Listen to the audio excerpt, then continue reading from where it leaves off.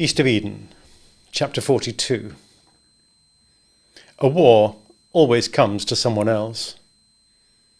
In silliness, we were aware that the United States was the greatest and most powerful nation in the world. Every American was a rifleman by birth, and one American was worth 10 or 20 foreigners in a fight. Pershing's expedition into Mexico after Villa had exploded one of our myths for a little while. We had truly believed that Mexicans can't shoot straight, and besides were lazy and stupid.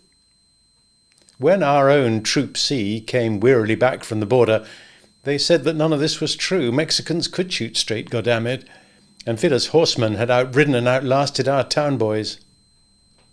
The 2 evenings a month of training had not toughened them very much, and last, the Mexicans seemed to have outthought and outambushed Black Jack Pershing.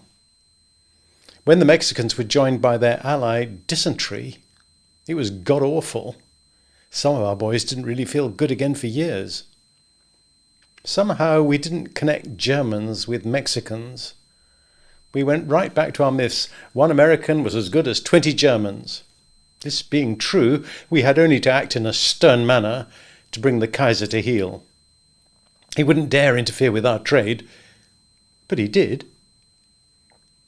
He wouldn't stick out his neck and sink our ships, but he did. And it was stupid, but he did, and so there was nothing for it but to fight him. The war, at first anyway, was for other people. I, my family and friends, had kind of bleacher seats, and it was pretty exciting. And just as war is always for somebody else, so it is also true that someone else always gets killed. And Mother of God, that wasn't true either. The dreadful telegrams began to sneak sorrowfully in, and it was everybody's brother. Here we were, over 6,000 miles from the anger and the noise, and that didn't save us. It wasn't much fun then. The Liberty Bells could parade in white caps and uniforms of white sharkskin. Our uncle could rewrite his 4th of July speech and use it to sell bonds. We in high school could wear olive drab and campaign hats and learn the manual of arms from the physics teacher.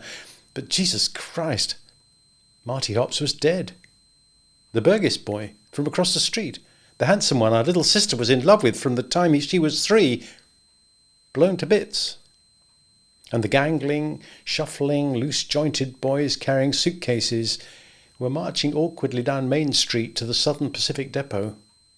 They were sheepish, and the Salinas band marched ahead of them, playing the Stars and Stripes Forever, and the families walking along beside them were crying, and the music sounded like a dirge. The draftees wouldn't look at their mothers. They didn't dare. We'd never thought the war could happen to us. There were some in Salinas who began to talk softly in the pool rooms and the bars. These had private information from a soldier. We weren't getting the truth. Our men were being sent in without guns. Troop ships were sunk and the government wouldn't tell us. The German army was so far superior to ours that we didn't have a chance. That Kaiser was a smart fellow. He was getting ready to invade America. But would Wilson tell us this? He would not. And usually these carrion talkers were the same ones who had said one American was worth 20 Germans in a scrap. The same ones.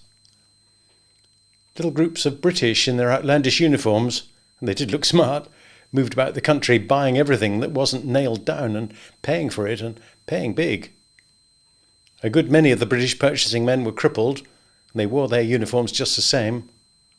Among other things, they bought beans, because beans are easy to transport and they don't spoil, and a man can damn well live on them. Beans were 12.5 cents a pound and hard to find, and farmers wished they hadn't contracted their beans for a lousy 2 cents a pound before the going price 6 months ago. The nation and the Salinas Valley changed its songs. At first we sang of how we would knock the hell out of Heligoland and hang the Kaiser and march over there and clean up the mess them damn foreigners had made. And then suddenly we sang, "In the war's red curse stands the Red Cross nurse, she's the rose of no man's land." And we sang, "Hello, Central, give me heaven, 'cause my daddy's there."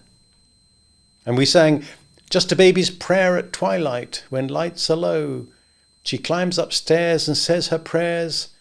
Oh God, please tell my daddy Thaddy must take care. I guess we were like a tough but inexperienced little boy who gets punched in the nose in the first flurry and it hurts, and we wished it was over.